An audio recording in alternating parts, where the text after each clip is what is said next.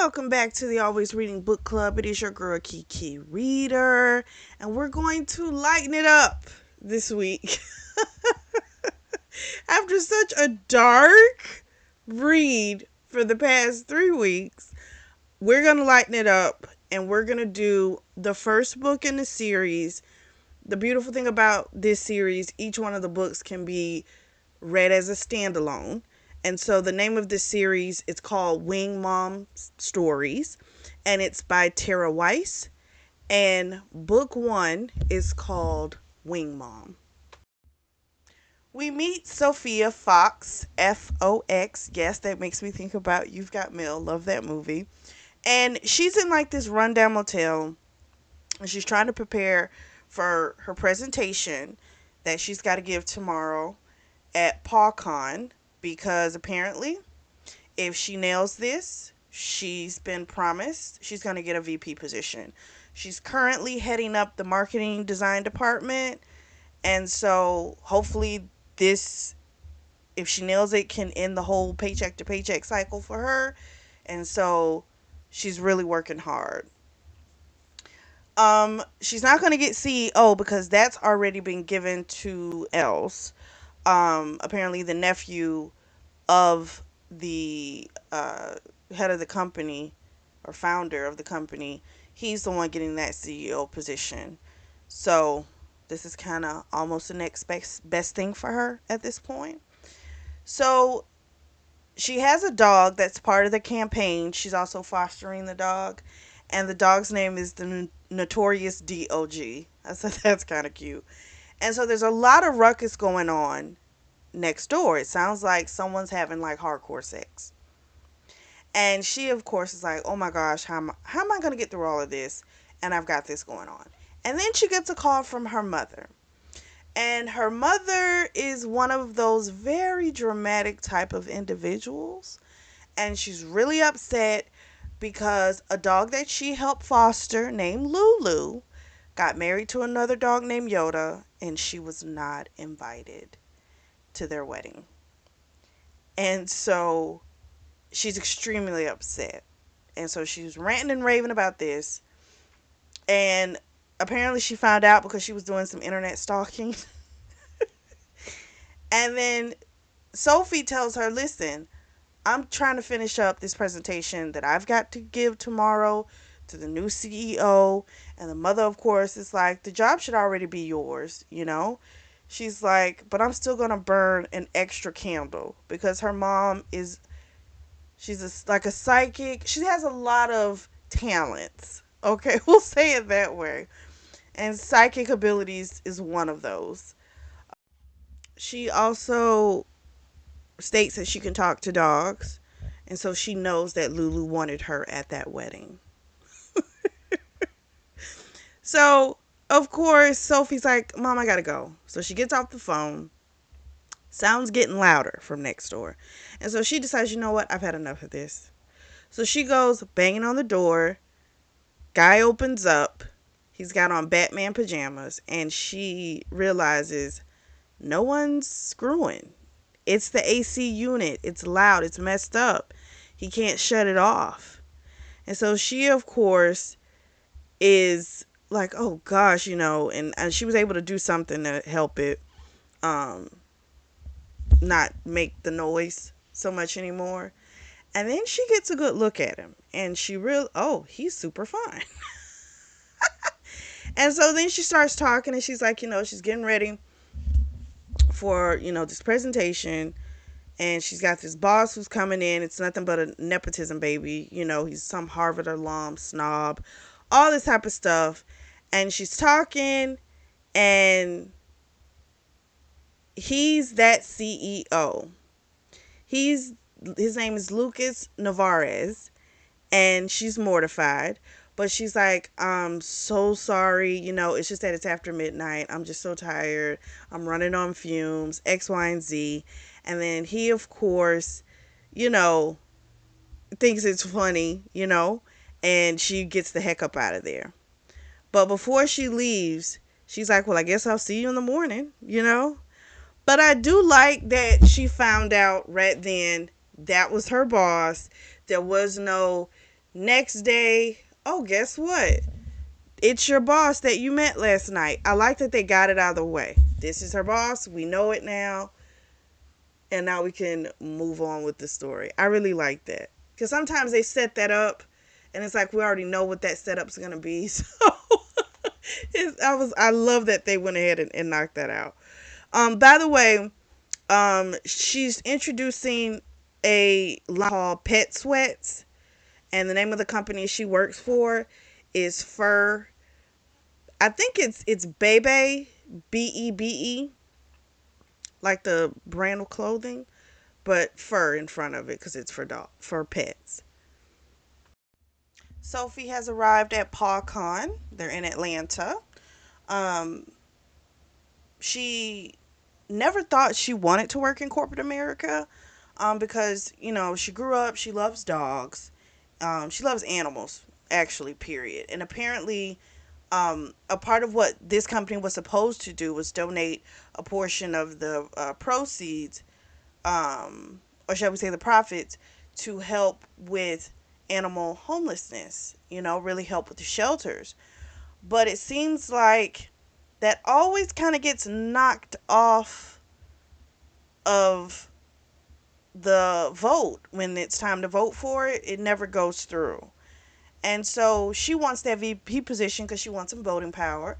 She wants to really be able to invoke some real change, push out some of her ideas, um, and really walk the talk, right? So she's walking along. She drops her papers. She hears a familiar voice. Yes, it is our boy Lucas. And he helps her pick up the papers. He's looking at the stuff, and she starts to describe to him uh, about the activewear for pets. Because, people like their activewear, they like to wear it. So, of course, they would really love this for their pets. And he looks at the projections. They're really great. He's really interested in this conversation. And this is fantastic, right? This is the new CEO, and he is actually impressed with her work, So this feels like, okay, we are getting off to a great start. She does wind up asking him, kind of like, why were you staying at like a crappy motel? Like, why weren't you staying here downtown at the loft? And he's like, I don't think it's wise to waste company money on something like that. I don't need that much. Just a working AC in Atlanta. That's it. So she's walking along, and then the uncle, who maybe he's the current CEO. I guess he's going to be stepping down. Yeah. So his uncle's name is Hugh, and he comes in. He looks like Santa Claus, but with a Boston accent. So Boston is where our boy Lucas lives, but he's come because he's going to be taking over this position of CEO. And so he's talking, and this guy Brock comes up. He's chief of something, and he's a real jerk. And he tries to monopolize all of the time. And then when there's a break, our girl throws out her slogan, which is something like, "Do you want to sleep with me?" Something like that. But it's a whole play on like your actual pet sleeping with you, right? It's no, that it doesn't sound right, but it's a play on words. So they're doing like, she's thinking about doing like matching pajamas, right, for people that like to sleep with their pets. So this is a great idea. He was like, I like, he likes it. And then while she's talking, I forgot earlier, like her and Lucas, they had like a long chit chat. They like sat down, they were talking business and stuff like that. And her phone rang. It was her mom. And then her mom messaged her 911. So normally her mom, when she calls excessively and no one answers, when she texts, she'll say what the issue is. But she didn't do this. She just said 911. But she was just like, you know what?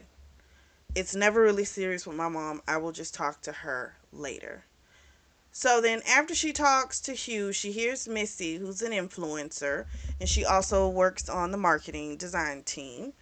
Uh, she's telling the woman, she hears like this conversation between people, and Missy's telling the woman, no, you can't come in here. The woman's saying, I need to see my daughter, and it's her freaking mother.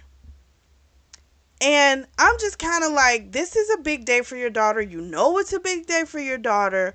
Why are you showing up here? You know? Like, I would be like, somebody better be fucking dead. They better be dead.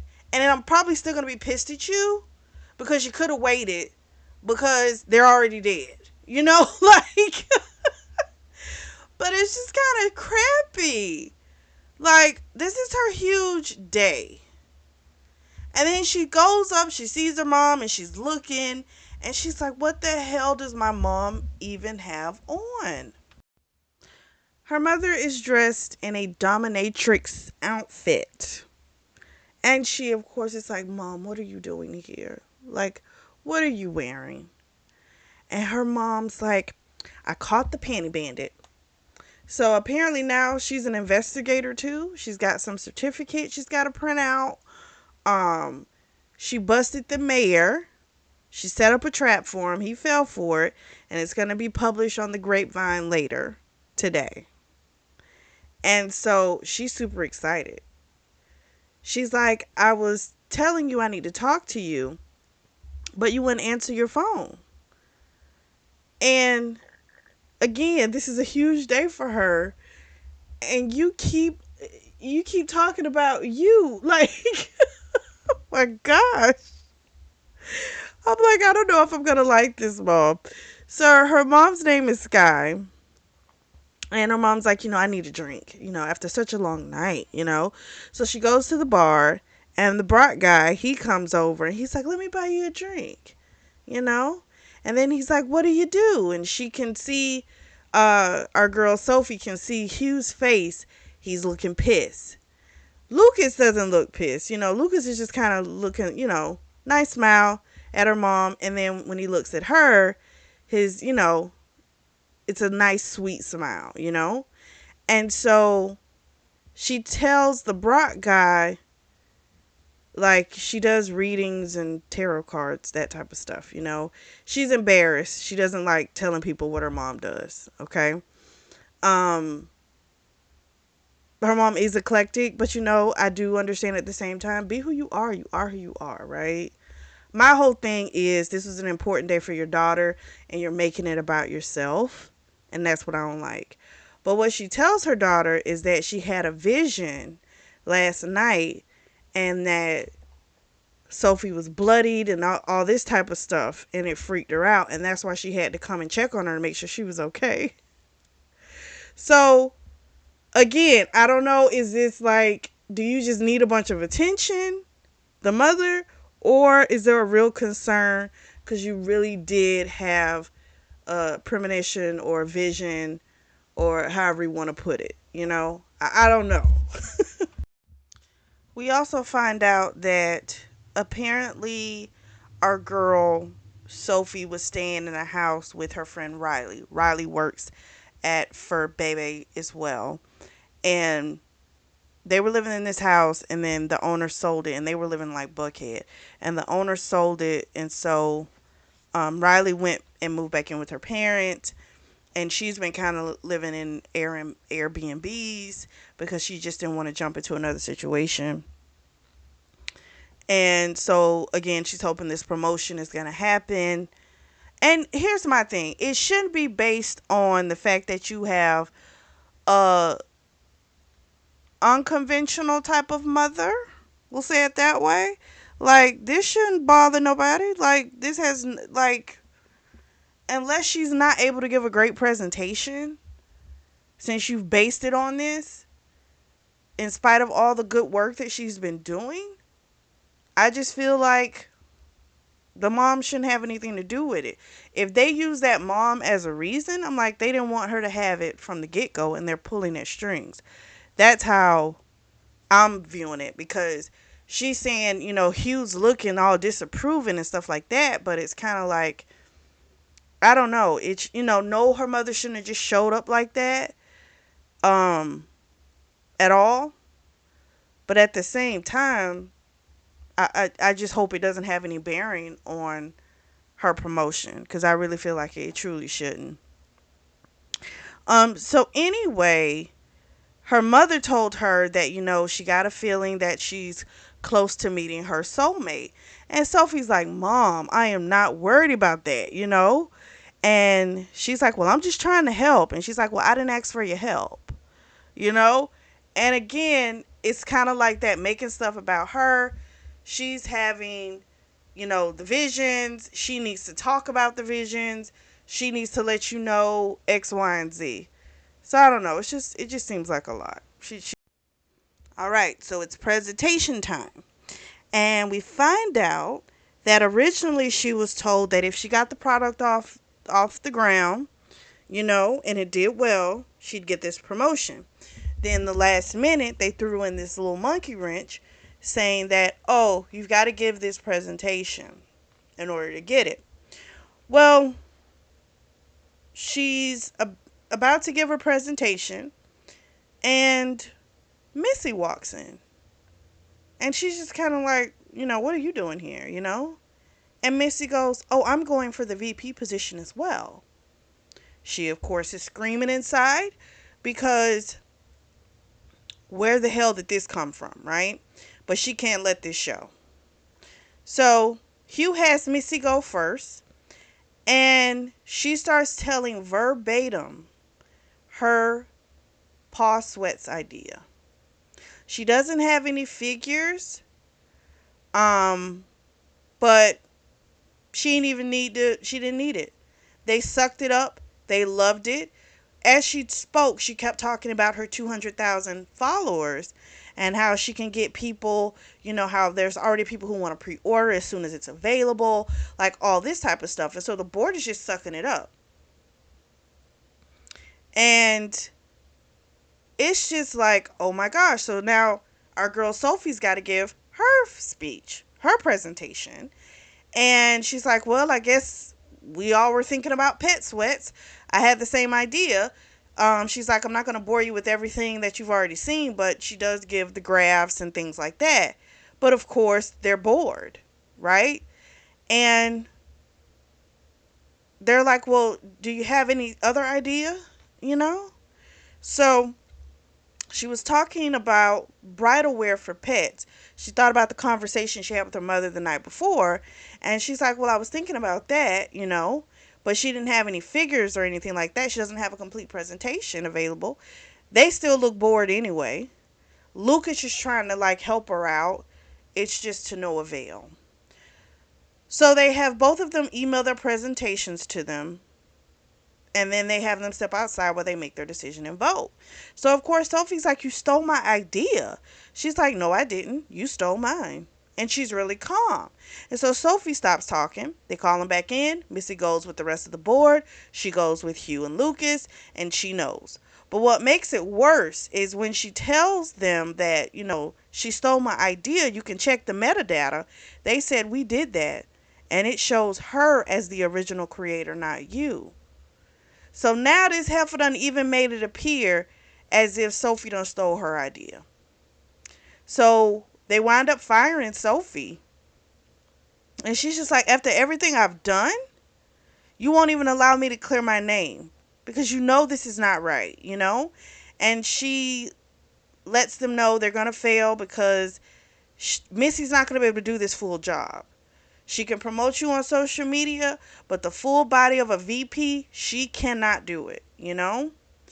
And they're trying to get with a company, which is a huge company called Pet IQ. It's like the biggest pet company right now. And they're looking to add on. And so being that they need exposure, guess what? We got this 200,000. It's called Face Snap. That's cute. Followers that she has on this app, it's like, to them, well, that's all we need. We just need the exposure. That's it.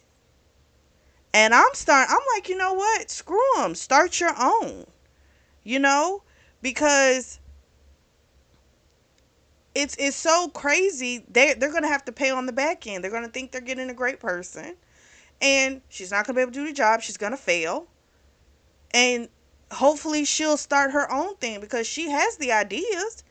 They know she has the good ideas, but for whatever reason, they're trying to get this account or not get this account. They're trying to get on with this huge company and they don't care. Now, Lucas doesn't seem to be okay with this, okay? For the record, he does not. But his hands are tied. So she starts blowing up her mom's phone. Her mom arrives in a Winnebago. And apparently, she got this Winnebago in her last divorce. And so her mom picks her up, and then Lucas runs out. And the mom was about to, she tried to hit it, you know, but he was coming out because Notorious DOG, well, he's technically company property. So at first the mom's like ready to again haul ass, but she said, "No, mom, we got to give the dog back. That's that." So she asked Lucas if he was a Scorpio. He says, "Yeah." She's like, "I can tell," you know.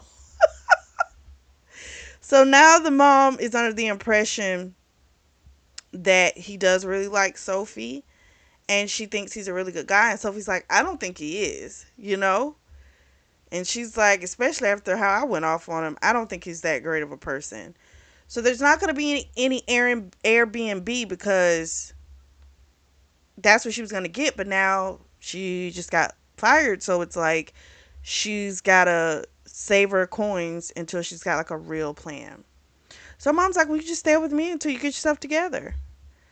And she's like, "Thanks." So they go by the office. She doesn't really want to, but she ain't really got no choice either. So they go by the office and her friend Riley's there. And she heard what happened, went back and packed her stuff. Now, I could be wrong, but you know me. I be wondering, okay, bitch, were you a part of the setup? You know? You went back to the office a little too fast to pack this stuff. But I could be wrong because Riley's an accountant. I don't think that the two jobs don't really have any bearings on each other. So I could be wrong. So I'm a halfway have that theory with Riley. Just halfway. I'm just side eyeing Riley right now. So apparently there's a mixer the following night at PawCon and she was gonna help Riley set up, and so she's like, "No, no, no, no, I wanna help. I'm gonna still help you." I personally wouldn't have done it because I'm like, there will be other people there that can help. Like, these people just let you go. Why are you trying to work an event where they're, I don't get it. Why are you doing this? But she's determined to go because two things. She doesn't want to let Riley down, but also the CEO of Pet IQ is going to be there. But I'm like, unless you've got some type of riveting idea, I don't see how this shit is going to play out too well for her. Just saying. So her and her mom go to Stone Mountain RV Park and she just looked back and she's just like, "Oh my gosh, like what has my life become?" Like she's been running from this her whole life. Her mom's kind of a hoarder, okay? And she's thinking like, "I think I'm only going to last about 2 days." You know, like that's about it. She is like, she wants to get her job back. And her mom tells her what I thought, which is you need to start your own line. She's like, "Well, I don't have the capital to do that."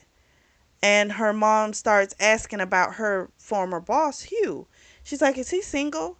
And she says, "Yeah, he just went through his third divorce." And she's like, "Oh."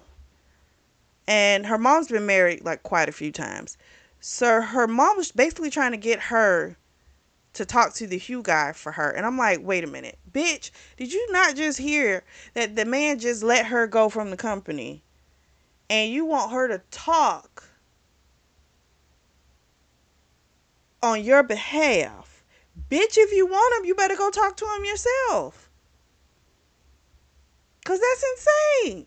But again, I think the mom, she's very, you know, centered on herself. Okay? That's where her focus is. So I can't be shocked that that was her thought process. So anyway, her mom goes and tells her the whole story about how she set up the operation to bring down the mayor, the panty bandit, and all that type of stuff. They get through the story. Her mom goes to do something, and she looks on her mom's computer, and there's a picture of her when she was like 2 or 3 years old with a guy that's got the same eyes as she. And so she's like, wait a minute. So she sent it to her computer because it bothered her because her mother had always said that she had never met her father. But this looks like she met him and then he still wasn't a part of her life. He's dead now anyway. We don't know how long he's been dead, but it's still it's bothering her because it's like he met me and he still didn't want me. Like I think it's a difference if he never met you, but it's the idea that he met you and he still wasn't in your life. So if this is something her mother's lied about, I'm like, that's not cute at all. I know people will think, oh, she's just trying to protect you or whatever it is, but I don't know. See, that's one of those things I don't know. That's a hard one because I get you not wanting to tell her because you don't want your child to feel as if who they were wasn't enough, right? If you tell them they never met, it could always be placed upon the fact, okay, maybe he didn't know or anything else, maybe, possibly. But the fact that he met you and still didn't want to be in your life is still a hard pill to swallow. So I guess I see why I don't know. That's just a hard choice, I guess. I ain't gonna judge the mom on that one. I'm gonna back off. That's a hard one. That's hard. She helps her friend Riley set up the events. Really nice. She sees Missy come in with Notorious DOG. She's fuming, but she can't say anything. She goes up to one of the CEOs of Whiffany and Co., which is super cute, that name. And the guy wouldn't even shake her hand. And she goes, oh, I heard you were in the market looking for some designers. And he just kind of looked at her and was like, do you really think I would hire someone who was just canned for stealing ideas? And she's like, but that's not true. But it's like you already know that shit doesn't matter if it's not true. There's physical evidence that they have provided that say it fucking is. So why are we living in fucking land of delusion? I don't get that. Like that was really asinine of her part. It's like clearly, you know what? This is her. I see her mom. Bitch is not set in reality. She's still living in, no, I don't want this to be true, so it's not going to be true, right? And I'm going to be able to get something else. Like, people will understand. But people there that work at Fur Baby, they're looking at her they looking at her crazy, because they're probably wondering, like, what the fuck is she even doing here, So it's spread. They've told everybody, because if someone was willing to do this to you, they're going to blackball you from this industry. You know that. How do you not think that way? If someone would go to the extent of changing the metadata, bitch, like they are not, you know, trying to make sure that you can work at another job. Like, come on. But anyway, that was my little rant about her delusion. But anyway, we also find out that she had a relationship with a guy named John, probably like almost a year ago. And it didn't work out because she worked too much. She gave everything to work. That's been the story of her personal life for a long time. She's given everything to work. And maybe that could be why she's so like, I can't lose it because I've sacrificed everything for it. But it's like, bitch, you can still lose it. Like, doesn't matter what you sacrifice, you can still lose it. And sometimes that's a hard pill for people to swallow. It really is. She's about to cry, but she doesn't want to cry in front of these people. So she goes outside on the balcony. And she sits down. Lucas comes out there. He offers her some bacon wrapped dates. They're super good to him. And she eats them. And she's starving. Didn't even realize how hungry she was. And she admits these really are good. And he tells her, He doesn't want to make waves as the new young CEO. He's already got a ton of shit to prove, you know? And, but he does want to help her get her job back, you know? He's like, he won't stop looking for concrete evidence for her, you know? And she feels sparks with him, and their conversation is just very easy flowing. He lift up his khakis were lifted up, and she saw where he had on Spider-Man socks. And she's like, "Okay, you just got a super like a super what are they called? Superhero type of situation going on." And he's like, he needed some black socks, and these were the only ones they had. But I'm like, no, I think he's just like superheroes since he had on Batman, I think, pajamas the night before. I think he's just like superheroes, and there's nothing wrong with that because I love those movies too. So she tells him, you know, she's gonna make him regret his decision, and he tells her, "I already do. It's not something I wanted to do." But here's the thing again: if the physical proof pointed to her, what else was she gonna like? What could he do? You know, hands are tied. So we fast forward about 3 days. She's been working at the dog shelter, cleaning a lot. Um, but it's not enough. She's got like a lot of creative juices that she needs to get out.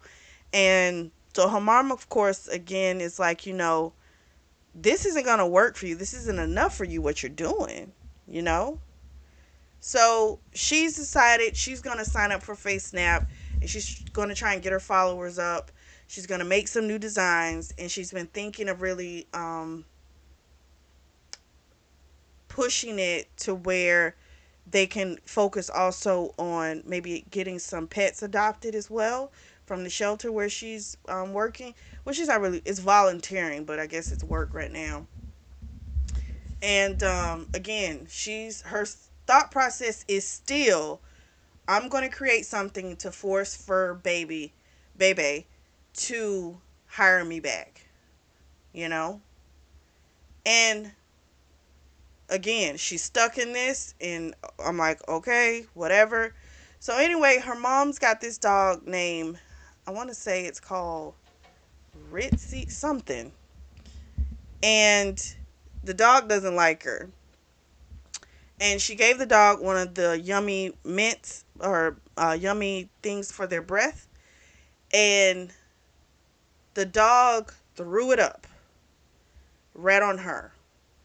She, of course, is so grossed out. Ugh. But her mom tells her those yummy treats are toxic, you know? Like, don't don't ever give him those again, you know? And she's like, okay. Even though she had seen the dog eat grass earlier that day, which to me means they need to throw up something anyway, but the mom says it's the yummy treats, so we'll see if it's the yummy treats. She's working on her face snap. It's been a little bit. She's got about 200 followers, but of course she needs more. Um, she had a play on name like rescue, but instead of RESQUE, it's gonna be REZQ, which I think is so cute. And that'll be the names of the shoes, the outfits, and things that she's gonna do for the pets. So it's like a new line she's doing. And again, hopefully this will help the animals get adopted as well. So she knows she's got to get those numbers up if she's gonna make a real difference. She winds up getting a call from her mom, and her mom's like, "Where?" You know, she's like, "Where are you?" And she's like, "I'm on my way." And but she doesn't really say where she is. And her mom is saying, you got to do something that makes you stand out, you know, like maybe get a celebrity to wear to wear the clothes, you know, their dogs to wear the clothes. And she's like, yeah, but how the heck am I gonna do that? Well, anyway, the mom pulls up in a 90s Toyota Tercel. I haven't said that name in so long. It's all souped up, and she of course thanked her mom. Her mom got it for and this way she doesn't have to keep Ubering and stuff like that. And the mom got it for trading sessions. So this guy wants to be able to speak with his home planet. Yes, I said his home planet. And so she's going to give him 6 months of sessions in exchange for the vehicle. And so she's really thankful for the car, you know. But then she starts thinking with the car being old and stuff, and it had like speakers in it. She's like, oh gosh, I hope there's no drugs or dead bodies in this car, you know. Especially if you got somebody who they want to speak to their home planet, you know. You kind of wonder. She goes to meet up with Riley, and it's going to be at Fur Bebe's building. There's a coffee place there called, I think it's either called Kitten Coffee or Coffee Kitten, something like that. So she goes up there with Riley, and Riley's like a really beautiful girl, and she lets her know. She has like this shirt that says "Kiss Me" or something like that, and in her head she's thinking like she does not need that shirt. But anyway, been looking. Riley has, and she hasn't been able to find anything. But she's got a programmer um, relative that she's going to see if they can possibly do something. And then Lucas walks up. He was working on this Sunday. Goes and gets some coffee, comes back over, and the whole time he had been kind of staring at Sophie because the person that was giving him or taking his coffee order, she had been really nasty to the girls, but she was oh so very loving towards Lucas. But Lucas' attention was on Sophie. And Riley, of course, caught it. And she's like, oh, he likes you, you know. And so she starts making all these sexual jokes. He comes and sits down, and Riley excuses herself. And he tells Sophie, I got some bad news. Brock, the guy in IT, he basically is saying there's no trail, there's nothing. You know, they know she didn't do this shit alone. She couldn't have, but he's like, unfortunately, there's just no proof. But he's like, I am going to keep trying to work on it, but you know, it's not looking good at this point. And so her dream of getting her job back is just she needs to accept that it's a memory at this point. She doesn't tell Lucas this. This is just something she's thinking of. She does have a memory of when it was home. She was the homecoming court. She technically had won because her friend was on the committee. But then before they announced it, the head cheerleaders, her friends were on the committee as well, and they stuffed the ballot so that the head cheerleader could win.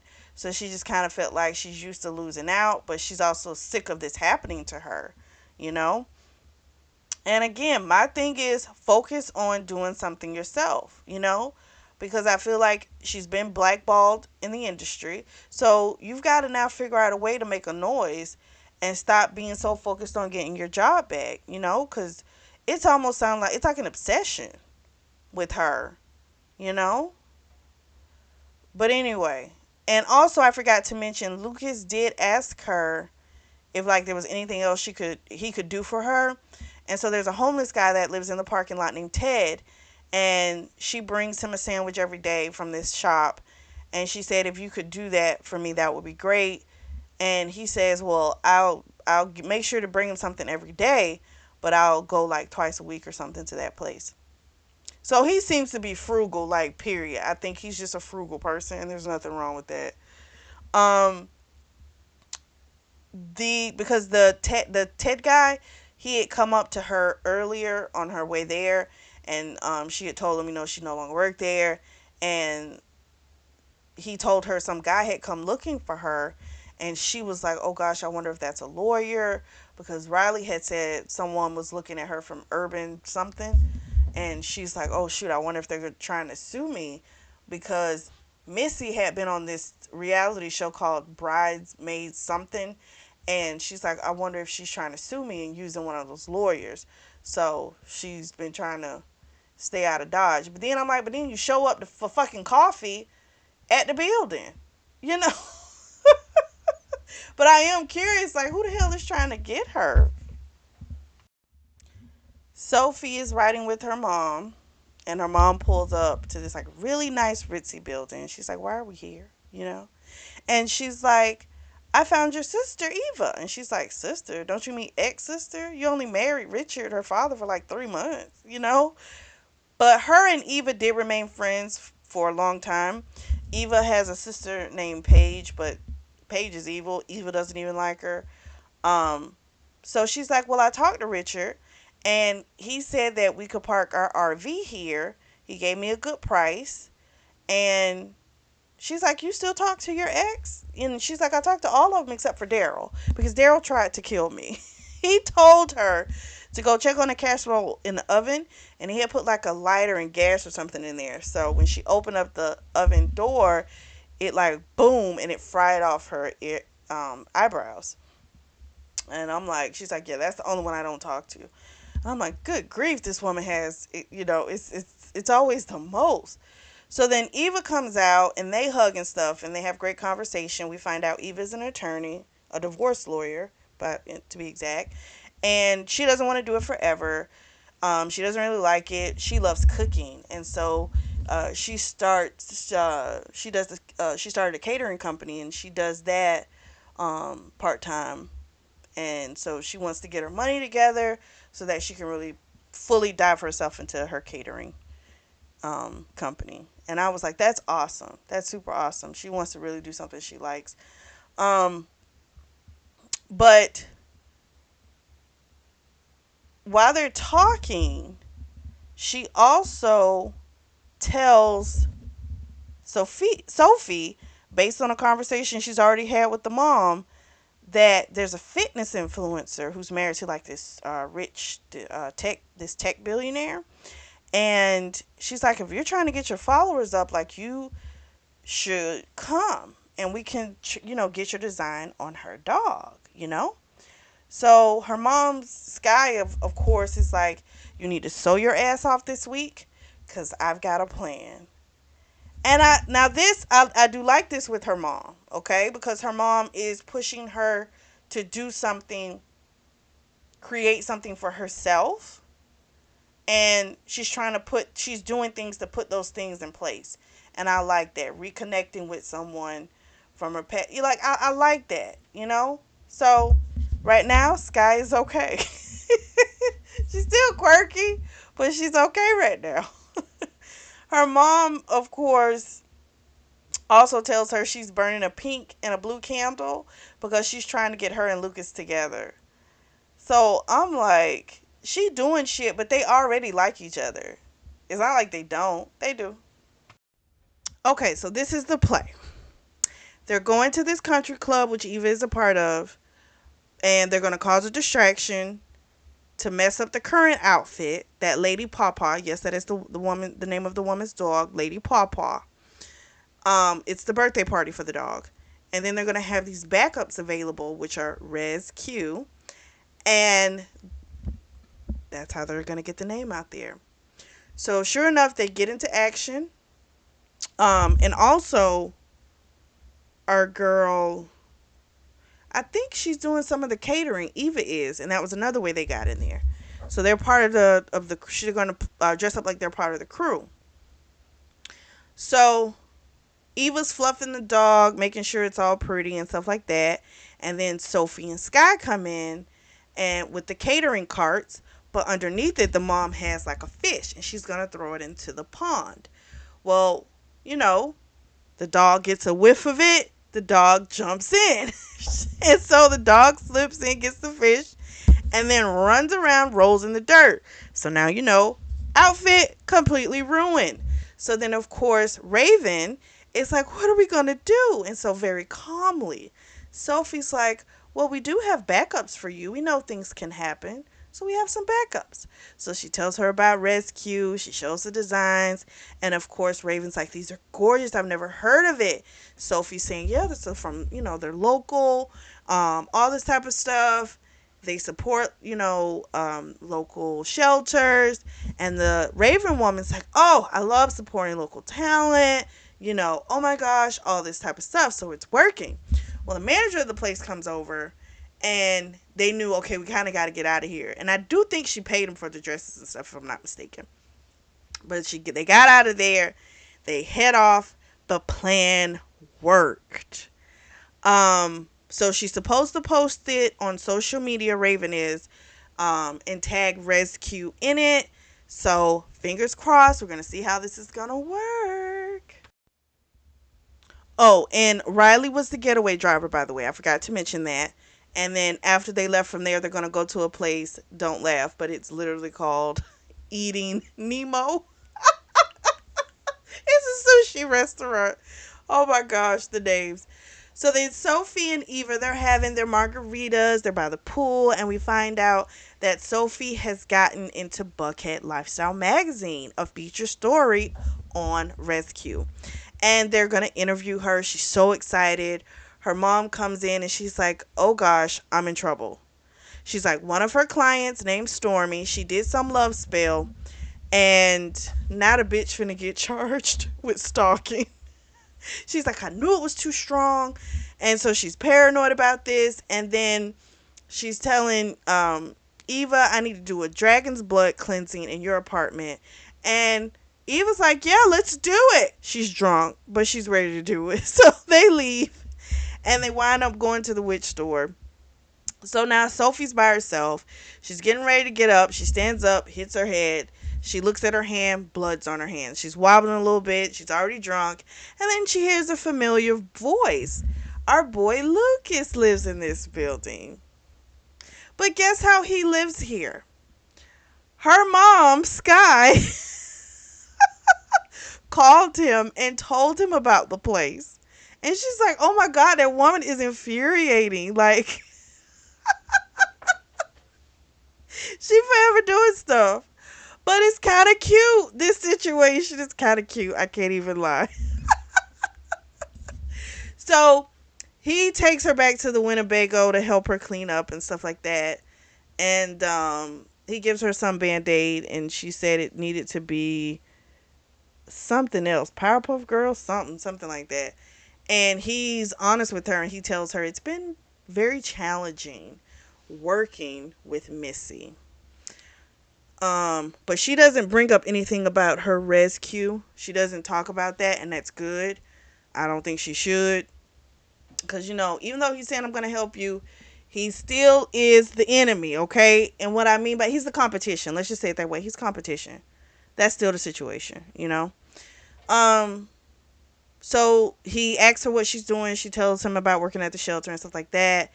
And she would like to have Notorious DOG back, but he's like, he can't. He's with Deborah. But Deborah's really great with him. She's like the secretary or something like that, but she's awesome with him.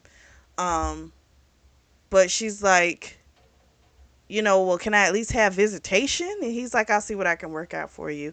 They have this very intense moment because, they've got that sexual chemistry, but they don't kiss.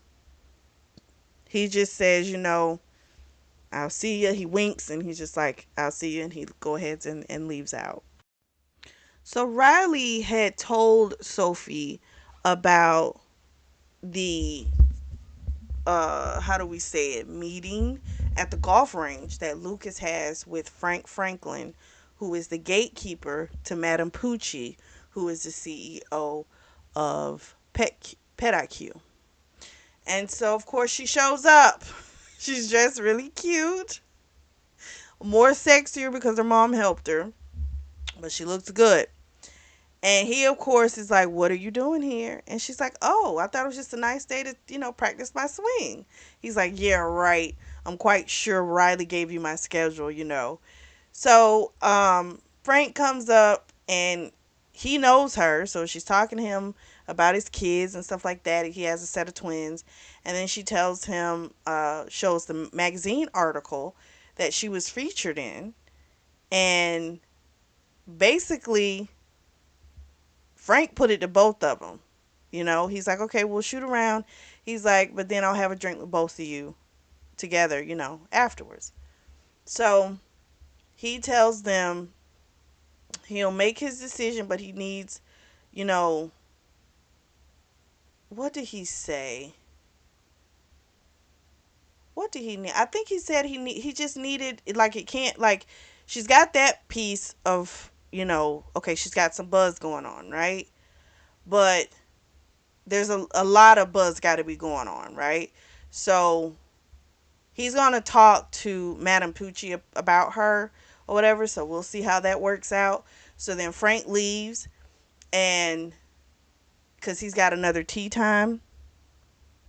and they have a little conversation, and it basically comes down to, you know,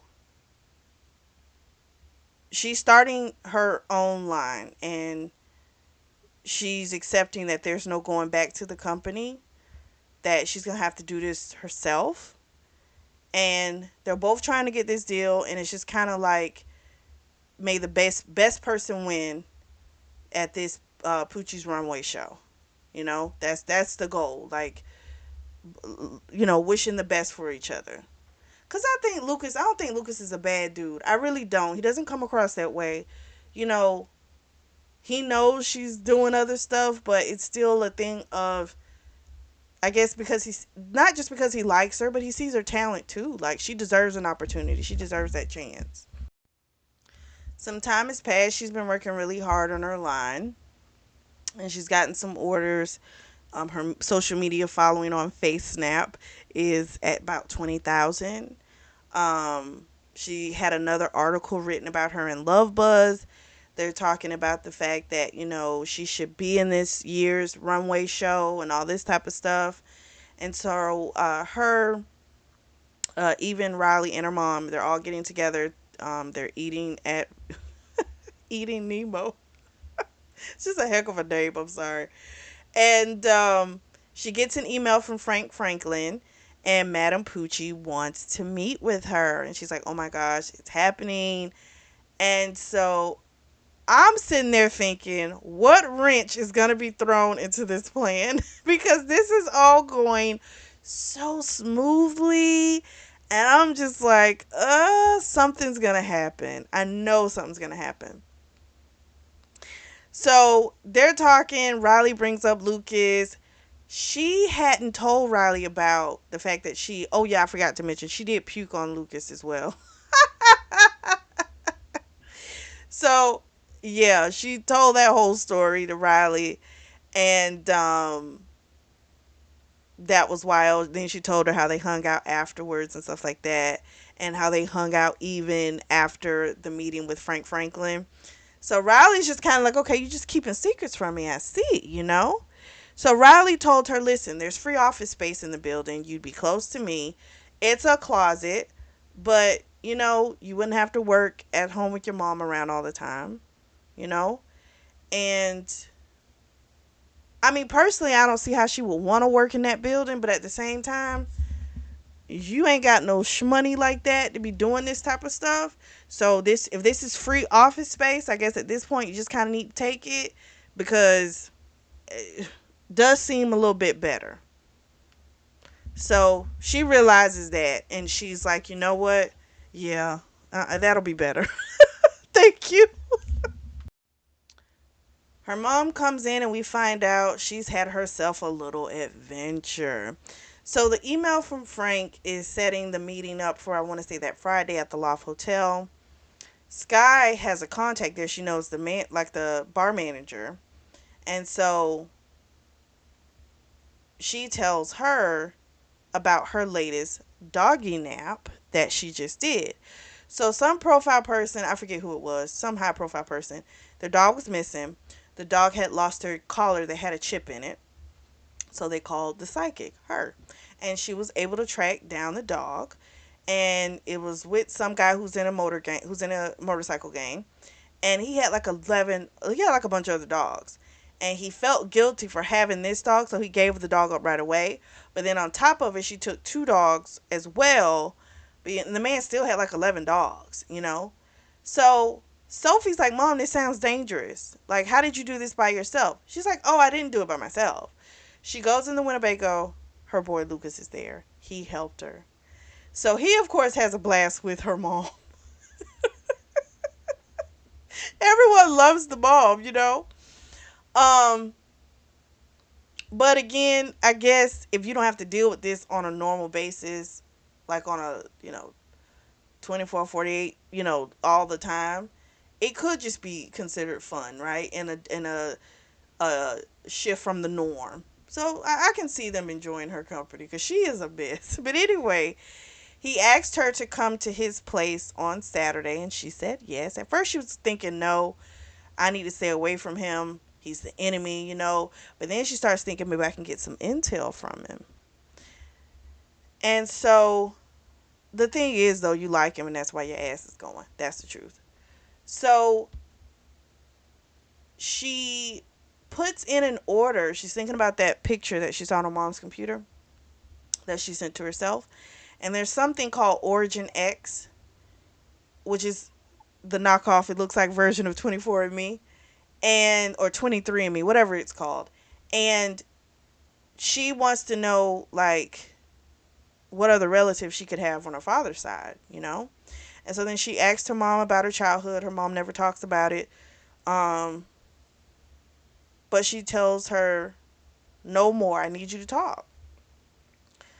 And so finally, her mom says, not that much. Basically, that her and her mom lived above a bar. Her mother spent most of her time at that bar.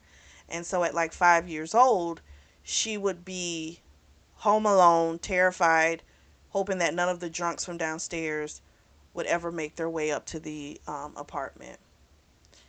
And I'm quite sure it's more darker, but unfortunately, they haven't said anything else. We'll see if we get a little bit more information. Hopefully we don't. We don't. I'm gonna tell you why. Because after that series, the happiness fables, like I just was the fable of happiness. I just I need lighter. I can't do the dark. So here's the plan. Sky is going to work the rest of her friend's shift, Sophie's mom. And then when she comes over to bring their drinks, she's going to say how much she loves Res Q's designs, show all these pics of the mini dogs in the outfits that are at the. She's going to say they're her dogs, but they're really from, I want to say, the shelter Sophie works for. So she gets there, and Madame Poochie's already there. And guess what? Madame Poochie is a total bitch. She tells her, yeah, I've heard about your little line, you know, but, you know, your outfit only got chosen by Raven due to necessity. So then Lucas pops up and she's pissed. But it's like, no, no, no, no, no. You can't be pissed. Because you bombarded his meeting with Frank Franklin. So you got to be able to take it, is how I view it, you know? She had said it's a doggy dog world. Well, you know what? It's a doggy dog world. So she's trying to suck up to Madame Poochie. It's not working. However, the woman seems pleased to see good old boy Lucas. And so she asks her if she wants something to drink. She's like, I'll go get it for you. So she gets up, and then Lucas comes behind her, and he said exactly what I said. You did the same thing. So how the heck are you upset? You did it. You know what I mean? So come on. And she knows that's right, but she wants to be mad about it. So they wind up getting knocked over because someone came by with a drink and knocked him over. And she's on top of him and she can feel his dick. But she says to him, is that a banana in your pocket? And he said, no, I'm just happy to see you. And in that moment, he told her, can we just be Sophie and Lucas? Forget about everything else. Just acknowledge that we both are feeling this thing. So they finally get up. They go back to the table. Her mom comes over, does the whole spiel. Madame Poochie is kind of falling for it. And she's thinking, I should probably let you know that, no, no, no, no, no. Let me go back. She's thinking she's doing pretty good. And then Madame Poochie gets a message from Frank Franklin, and it's Missy on her social media with a picture of her mom in the dominatrix outfit that happened at PawCon. And so it also says how, her mom gave back the dog Lulu back to the pound. And so, you know, Sophie's like, that's not true. That's not what happened. And She's like, but that is your mother, correct? And she's like, well, yes. And then Lucas actually steps in and says, you know, she's kind of a superhero, her mom. She got the mayor's dog back and all this other stuff. And she's like, oh, she's the one that rescued the dog? You know? And so she goes, well, maybe there is room for both of you at the fashion show. And so I don't know. Like Missy did what I expect Missy to do. Missy's a bitch, you know. So Missy sees that this girl done designed something else. It's going great, and she needs to take it down, you know. And I'm quite sure someone else is probably telling her what to do because Missy ain't the brightest of the bunch. So my thing too is though, you have a great product. You know, I mean, don't get it twisted. It's going to take a lot of work, but you have a great product, honey. So if you got something that other people want to buy, you can keep all the profits for yourself. But I guess if you are tired, if it's too much, I understand. You know what I mean? Like, okay, I'm tired. I don't want to do all this anymore. And then you look for a partner or whatever. But I'm like, you're killing this. You're doing awesome on your own. They don't deserve her. They go back to Lucas's place. He's got a penthouse in the building, so it's huge. He goes to get something, comes back out with Notorious D.O.G. She, of course, is so happy. She takes him for a walk. They come back and they get some wine and they go out on the rooftop to watch the sunset. So he loves them as well. And they have some really good conversation. Nothing too revealing, you know. What we do find out about him is that his mom was kind of similar to her mom. But she apparently she's not alive anymore, and that's probably why he finds Sky so refreshing. You know, makes sense. Um, it also makes Sophie think I need to be a little easier on my mom, because she does love her mother to pieces, and she talks about being from Blue Vine, Georgia. There's like only 12,000 people. There's a population, and he's like wanting to know her reasons for loving Sunset so much, and she's not ready to tell him, and he's not ready to talk about his mom, so it's pretty much like they'll talk about that when they're ready. And they start kissing. It feels absolutely amazing. And then he tells her, they both got a text. It's showing that, Madame Pucci wants, the plans for the runway by Monday. And so Sophie decides, okay, let's just call it a night. Sophie's working in her closet, aka her office, and she reads her horoscope and it tells her not to get in any romantic relationships. And she's like, I need to stop reading this crap. um so there's a knock on the door. She thinks it's Riley, but it's actually Lucas. He comes in, tells her he's got an offer for her. He wants her to come back to Fur Bebe. And that clearly, even though they don't have the physical proof, that Missy took the presentation, stole from her.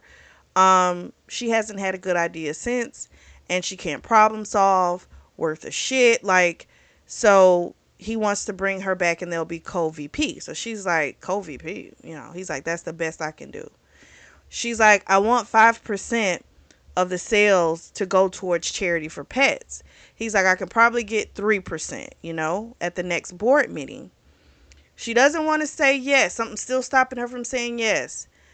But she winds up saying yes and accepts it. And again, I feel like this is, if you were doing any if you weren't doing anything that was a competition, they wouldn't be coming to you. I think Hugh is like, get her, because she still has ideas. We need to get her back.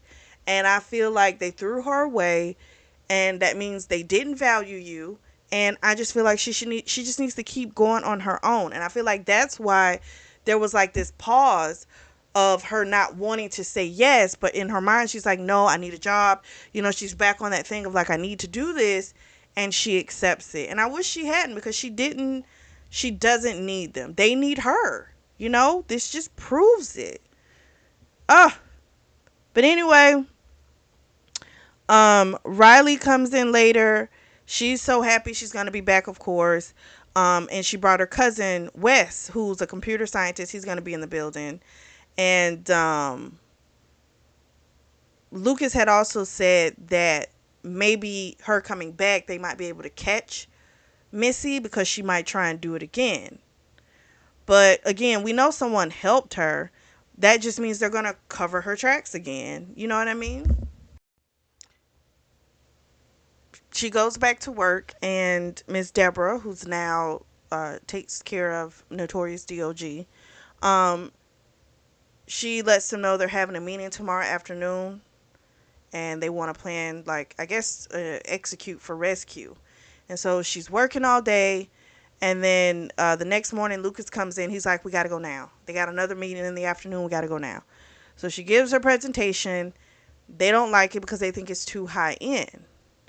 And it's like, she's telling them we're giving it to high end people, but they'll pay these astronomical prices. So the profit margins are going to be there. And they're just like, no, we can't do that, you know? And they're also not going to help charity.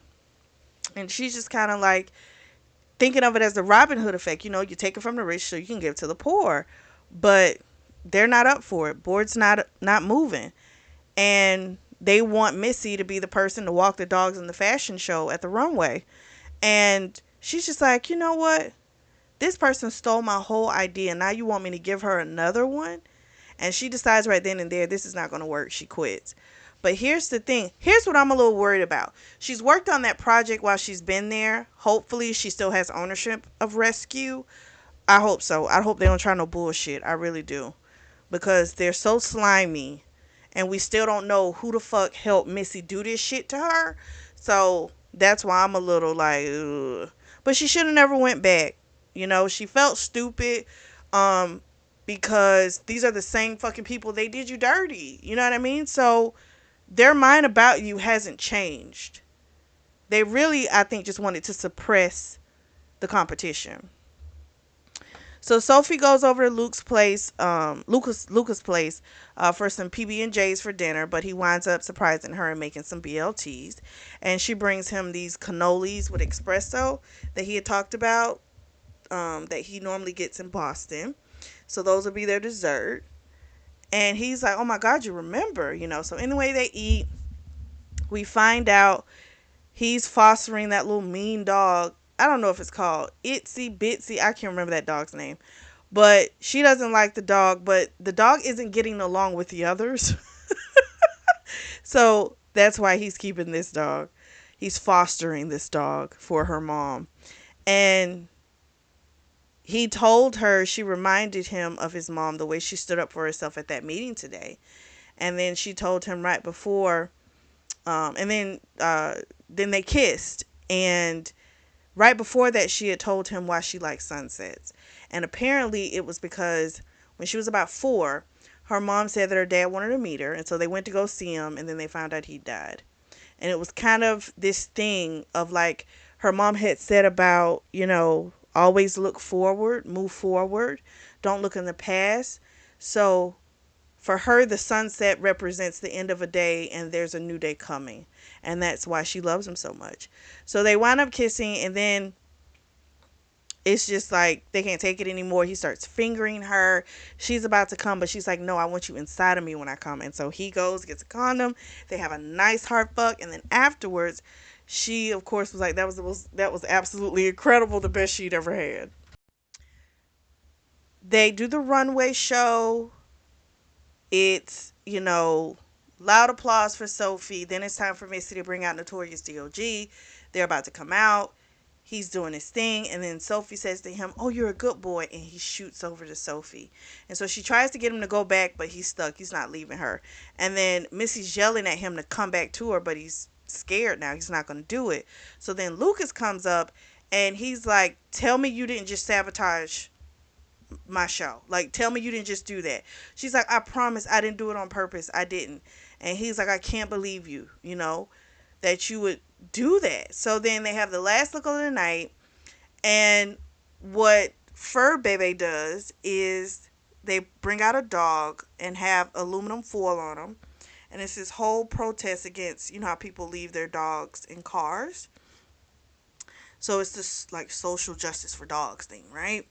And it gets, at first the crowd was a little confused, and then when they figured out what it was, there's this roar of just, oh my gosh, this is amazing. And so then she goes over to Lucas, and she's like, that was my idea, how could you do that? He said, well, what did you expect after what I designed was ruined by what you did? She's like, but I didn't mean to do that. He said, how am I supposed to know that, you know? So they're having that back and forth. He's pretty much like, this might force him into doing, um what did he say? He just pretty much was like, it's good this happened because now I know what I have to do now. Focus is totally on work. It's not budging from that. She calls him a fraud, all this type of stuff. But I don't know, I just kind of feel like, I know she says she didn't do that intentionally or whatever, but he is trying to win a spot. He is. And you fucked up. You did something that fucked up his walk with the dog. So I'm sorry. You just kind of got to eat that. It's not like you were going to protest at that show. So it's not like he stole an idea that you were going to do at the show. You know, he, something you had talked about, and he used it because it was a good idea, because he knew he had to go full shock value, and it worked. I don't think it's the worst thing in the world. That's just my opinion. I could be wrong. You guys let me know down in the comments. It's the day after the show. She's still in her pajamas. It's still raw, everything that happened. We find out her mom knows that she sent off for that Originex thing. She knows about that. And she tells her, I think it's good. I hope you find, you know, that side of your family. That's going to be a good thing for you. She wants to say something else to her mother about the picture.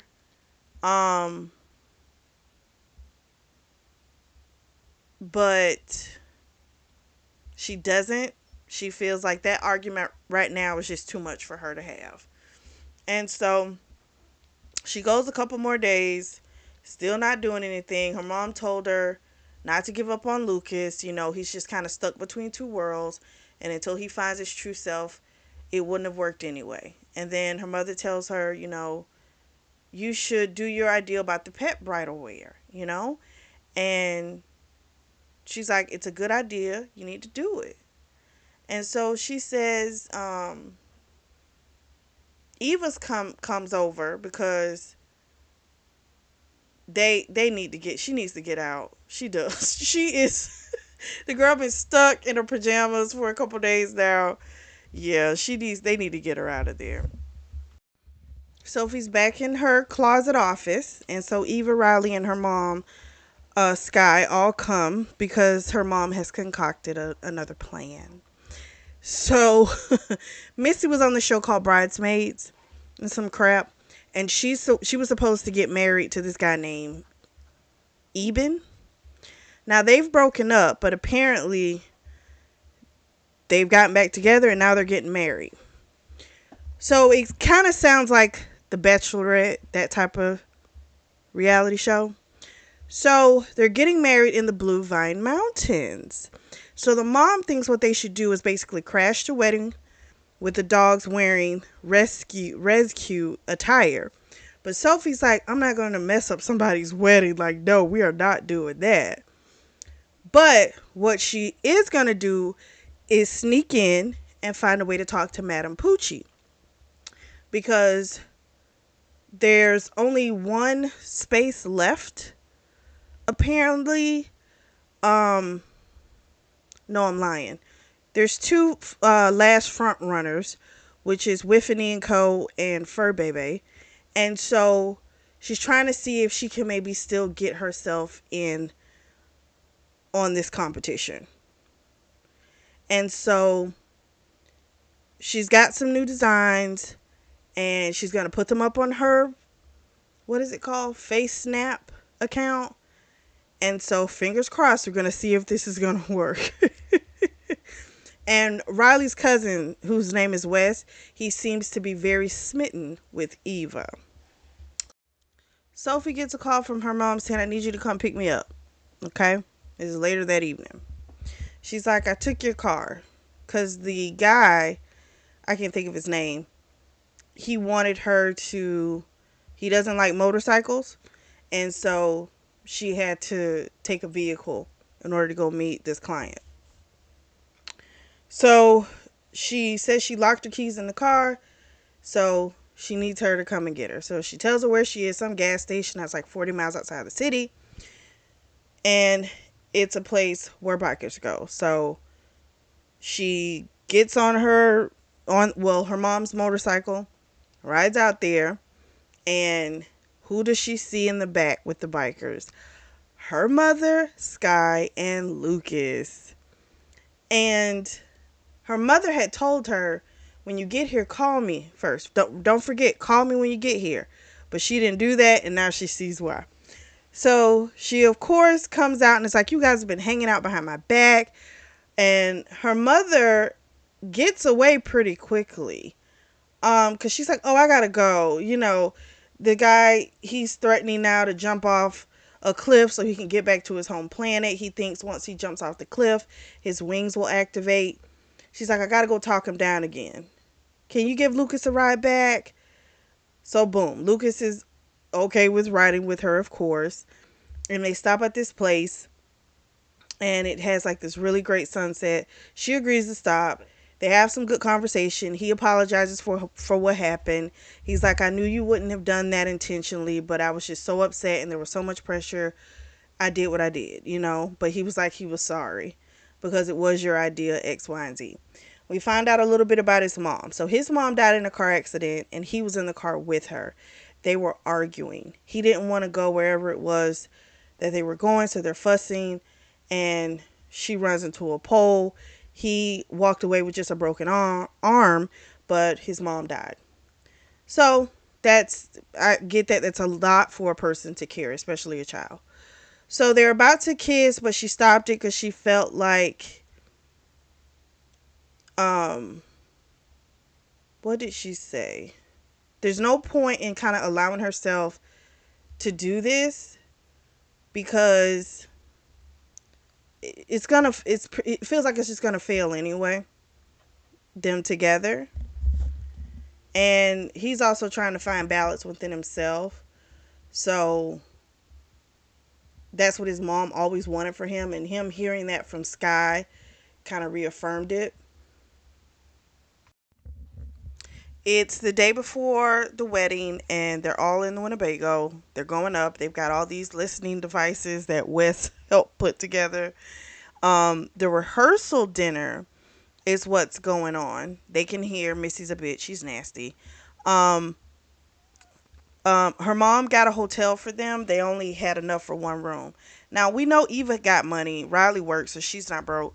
But I think because this is their expedition, they're the one that they're gonna front the bill, and they just need one night, so they're all just gonna be in the same room.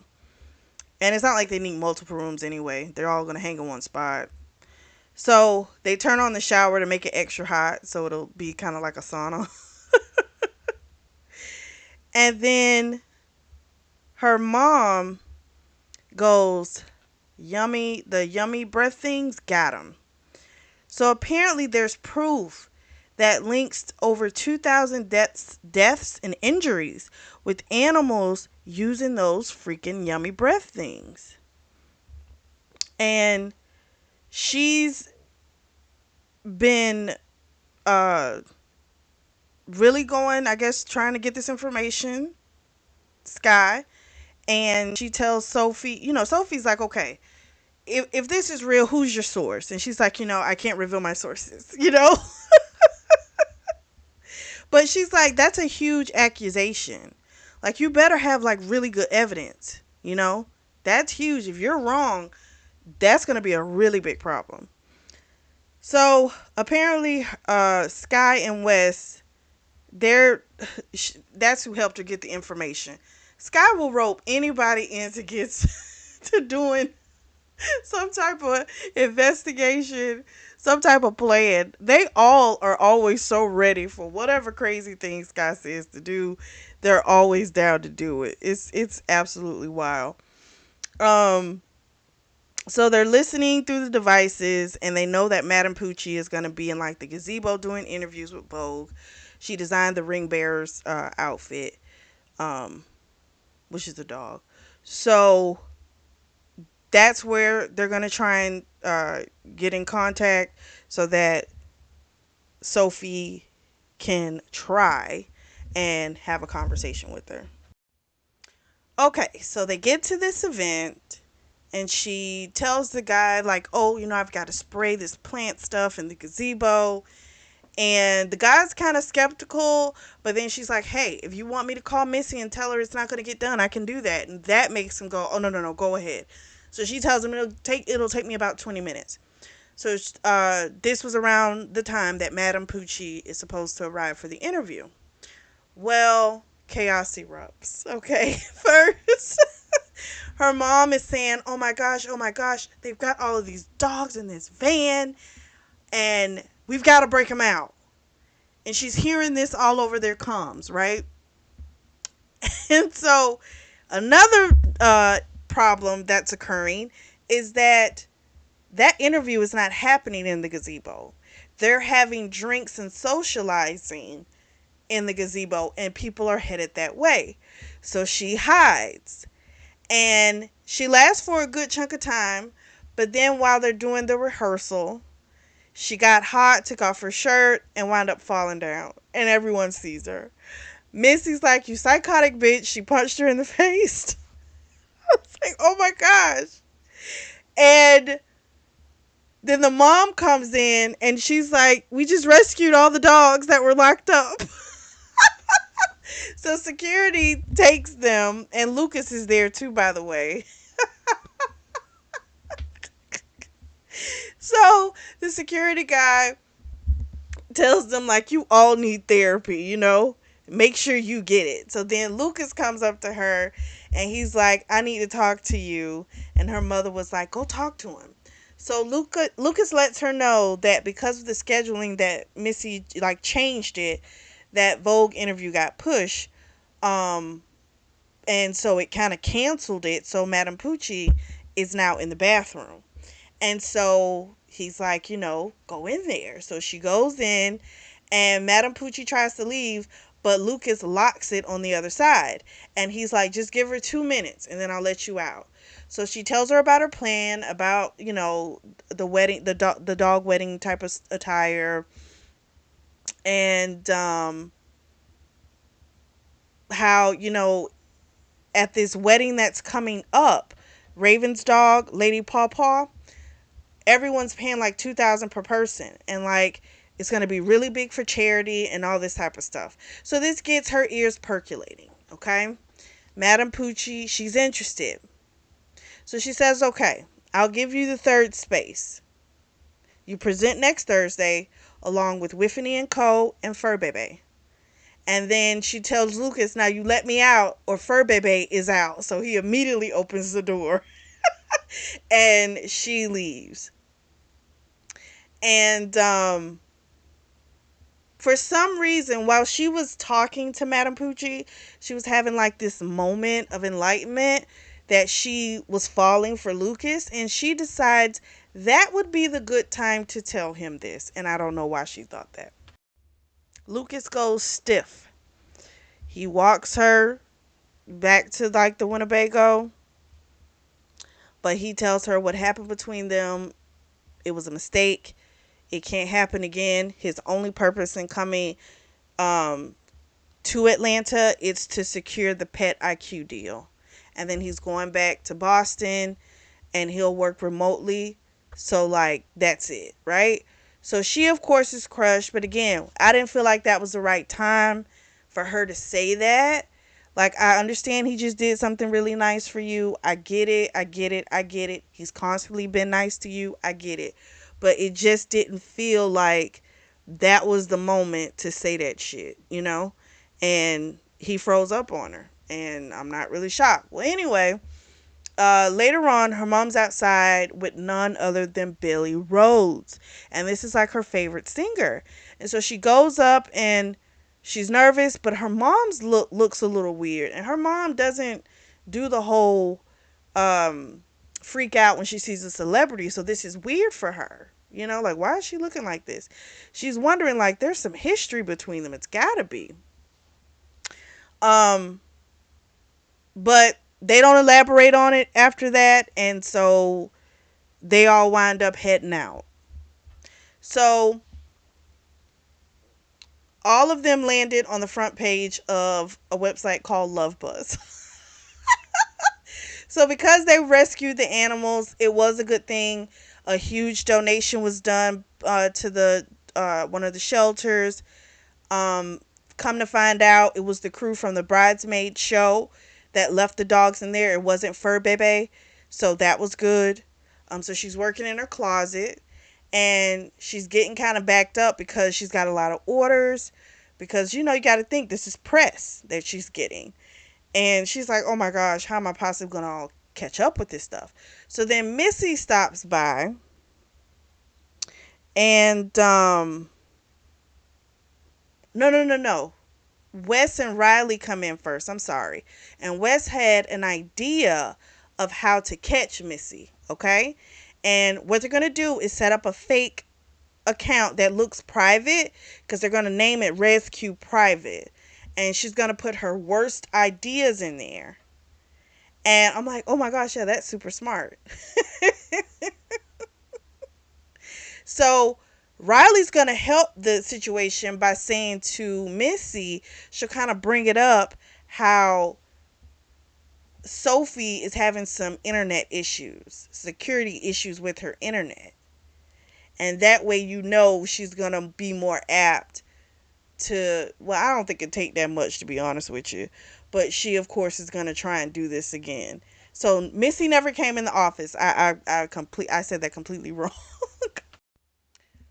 Riley, Eva barge into the Winnebago to wake up our girl Sophie and to tell her what has gone down.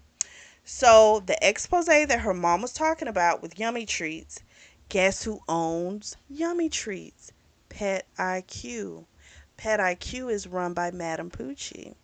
So it was true that after all the complaints, the over 2,000 deaths and injuries, they kept selling those freaking treats. So Madame Poochie is out. She's resigned. There's a slew of pending lawsuits.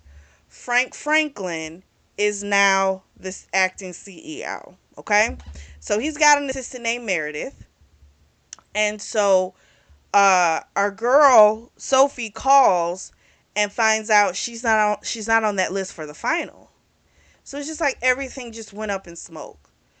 So later on, she talks with her mom, and her mom is like, I'm sorry, you know, I didn't know that was going to ruin your opportunity. I'm sorry. I really didn't know that. And she's like, well, I guess it really is, no good deed goes unpunished. And then they have it out, saying stuff that they've really been trying not to say, and it all comes out. Um, Her mom accusing her of trying to stay in her shell, not really allowing people to get to know her. Um, she yelling at her mom, telling her, I want stability because you never provided that.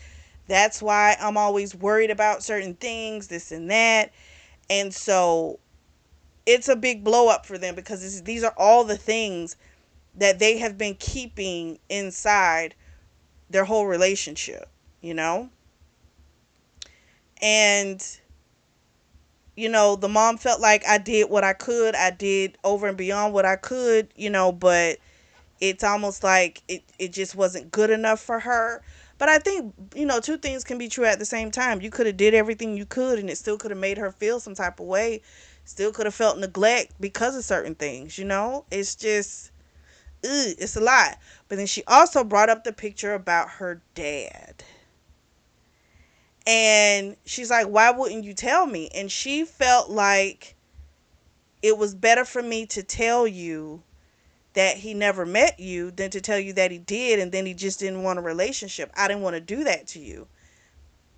And it's the same thing. I get it on both perspectives. I get her trying to protect her child, and I also get her not well, wanting to know the truth and not wanting to be fed something that's not correct, But she doesn't want her child to feel worse about herself or feel like there was something wrong with her. So I get it, but I also get why it's bothering Sophie as well. So after that, it's just like he's gone now, so she just decides to just leave out. They're both pissed. It's the next day. She hasn't talked to her mom since that big fight. She's working hard. Couple of things we find out. Missy comes in. Don't really know what she came in for. She kind of apologized, but not really. It was more like, after everything that happened, I gained 100,000 followers. It was the highest rated episode, so she's kind of happy about it. She kind of maybe apologized for punching her, but that's about it. Um, that's about all she got. She still got married. Missy did, and I think they're going, and I think she's gone on her honeymoon, so she's come back. I guess it was a short honeymoon. I don't know. So then Riley comes in and she's got some drama. So she just got thrown out of her parents' house because they found out that she was a part of the crew that broke that crashed the event, the bridesmaid TV show event. So they're also cutting her out of the will as well.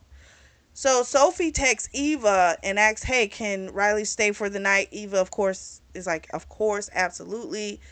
Um, and Sophie was saying how it would be nice for her and Riley to get a place together, even though Sophie ain't got no money. Okay, all her shit is tied up in this line. But I love the fact that Eva was willing to be there because they all clearly have really bonded and become really close friends because all they do is scheme and do stuff together. I guess that'll bring you close quicker. And Sophie got some great news. Um, no, Eva, I'm sorry. She got some great news. She's going to be catering the Raven wedding event for her pets. And Eva's going to be leaving her law firm for good eventually, so really soon. So she's really happy about that because all she wants to do is cook anyway.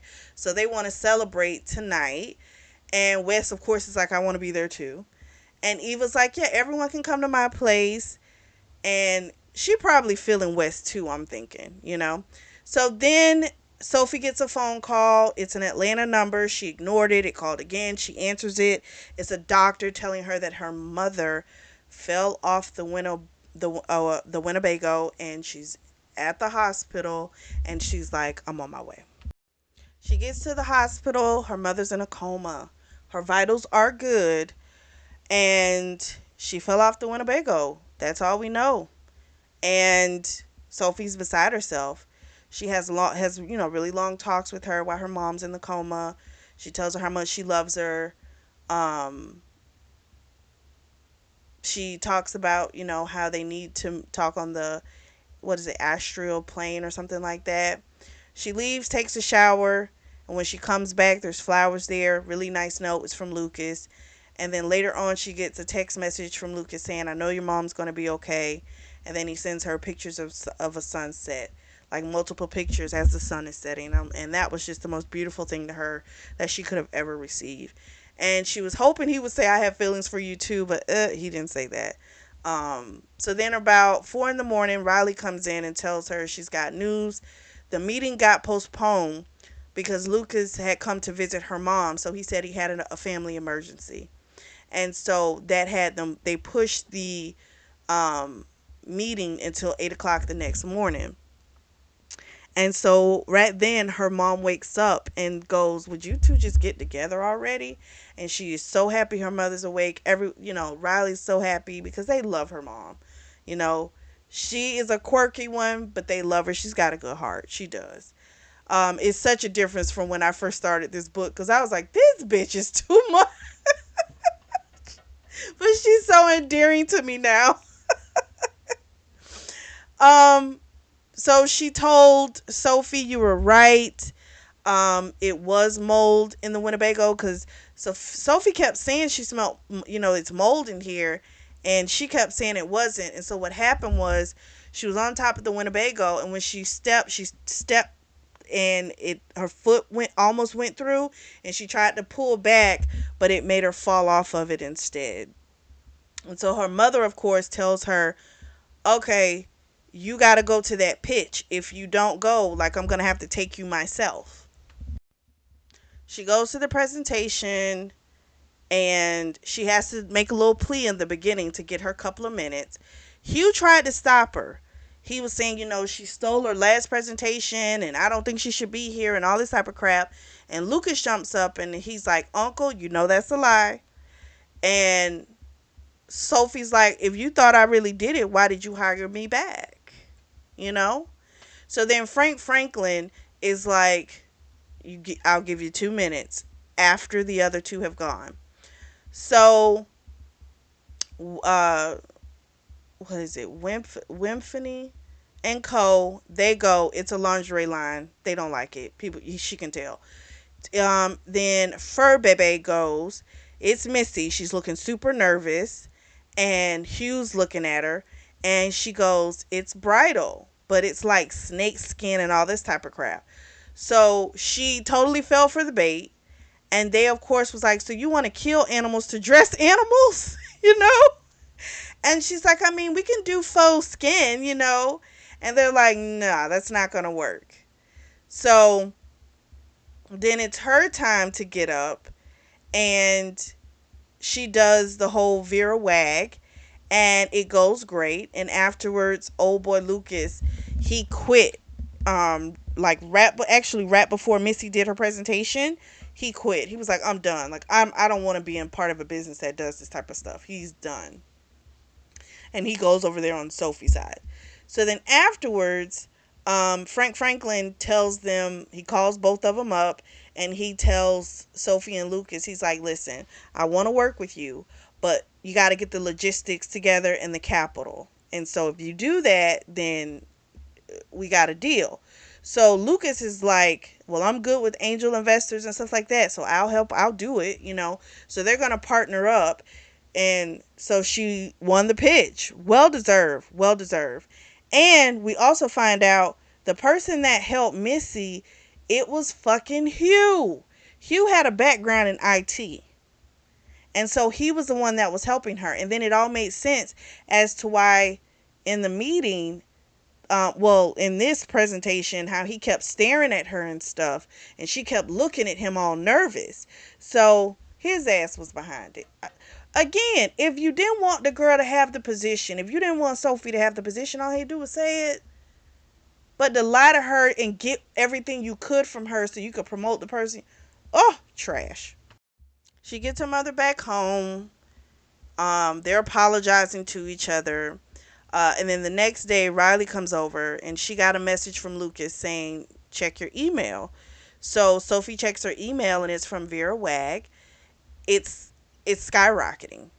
The wedding hasn't even happened yet, but the guy posted what was going to be worn, and Rescue is going bananas on social media. So Billy Rhodes was actually involved in helping this buzz as well. So I don't know if he's going to perform at the wedding or not, but the mom is got that funny look on her face, and she's like, Mom, what's going on? So her mom says, did you ever get the results from Origin X? And she says, I did, but I just been so busy with Rescue that I just haven't opened it. Her mom says, you need to do it. So she opens it and it says she has a half sibling named Maddox Winter. And she's like, okay. And she's like, wait a minute. I got a half sibling. So all the truth comes out. Billy fucking Rhodes is her father. He had a twin named Henry Winter. Billy's real name is William Winter, okay? But they were twins, and the bullshit they used to run is they would tell women that they were the other person. So when the mother was with Billy, he told her his name was Henry. So now Henry really did die of an overdose. He's gone, okay? But he didn't know that he was trying to figure it all out before he died, because he was like, he knew he hadn't been with that woman, so it's kind of like, what is going on? So she didn't know this until he pulled, when she was at the Winnebago, and he pulled up and he's talking to her after they did their rescue. That's when she found out that this was actually her father. And that's why she was looking all freaked out. And I was like, oh my gosh. Well, anyway, after Henry OD'd, William got himself together, went to rehab, cleaned himself up, and when he came back out, he shot to fame. But he wasn't aware of her. And I'm like, that's crazy. Her father's her favorite musician. It's just kind of deep. Um, so we also find out the person that was coming around from Urban, that lawyer. At first, it was an attorney, but it was a attorney that works for William, because Maddox had been trying to find her, and then he came and was looking for her. So it was never anything about her being sued by anyone like she thought. It was really just her family trying to find her this whole time, you know? So that's wild. That's just absolutely wild. So another great thing, Eva and Riley they're gonna live together. She told Riley, you stay here as long as you need to. So that was really good. And Riley's just kind of like, yeah, you guys are my family now. This is it. Like, you guys are my family. But and you know what? That's beautiful, because her blood family may have turned their back on her, but she still has a good family, and I think that's just wonderful. They have the wedding. It goes off beautifully. Our boy Lucas has secured the last of the investor package, so they're going to be able to present that to Pet IQ pretty soon and move forward with the deal. After the wedding takes place, they have a little talk, and she says, pretty much, he says he's going to be staying around. He's not going back to Boston. Um, and he says it's not just because of the job that he has now with her. He's like, it's because I'm in love with you. And it just melts her heart. She tells him she loves him too. And they don't stay to watch the sunset. Not to say that they'll never look at a sunset again, but I think the emptiness of what drew them to those sunsets, it kind of feels like it's been filled a little bit. And so it's kind of like we don't really need to see it again. So that was really sweet. I was happy about that. So she gets her first big check from good old Pet Q. The deal's gone through. Lucas is actually going to what did he ask her? He asked her if she was going to get her own place. She says, I'm going to stay with mom for a little bit longer because I made an investment in something with the check I receive. So Lucas is taking her somewhere. She doesn't know where. They wind up going to a Billy Rhodes concert. And he's like, if you're not ready, we don't have to do it. And she's like, no, no, no, I'm ready. So they pull up next to her mom, who has the brand new Winnebago that she wanted, the top of the line one. So that's what she bought with her first check. I thought that was really sweet. They have backstage passes. Um, and at first she was like, but then she's like, no, she's ready. She can do it. And Riley, Eva, Wes, they're all in the Winnebago with Sky. And so everyone came out. And she doesn't know if Lucas is her soulmate, but he surely does make her happy. And she really does have the best wing mom in the game. So that's how book one ends. Now there's two other books that, again, they're individual stories, and one's about Riley and the other's about Eva. So if you all want to check out those, you got a great headway into them.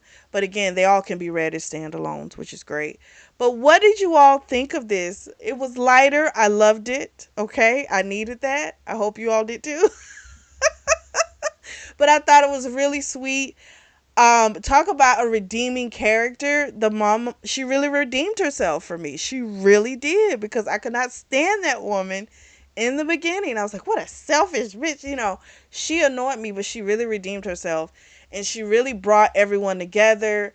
And seeing that certain people needed that, especially Riley, not even knowing that, she was going to need a family and she has one now. And I just think that's just so beautiful.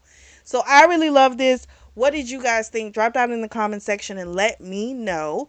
If you have any suggestions, feel free to drop those down there as well. If you are in the market for a beautiful notebook or journal, I do have those available, and the links are going to be available down below in the description section. Make sure you like and subscribe and share. And as always, I truly do thank you all for your support, and thank you for tuning in to the Always Reading Book Club.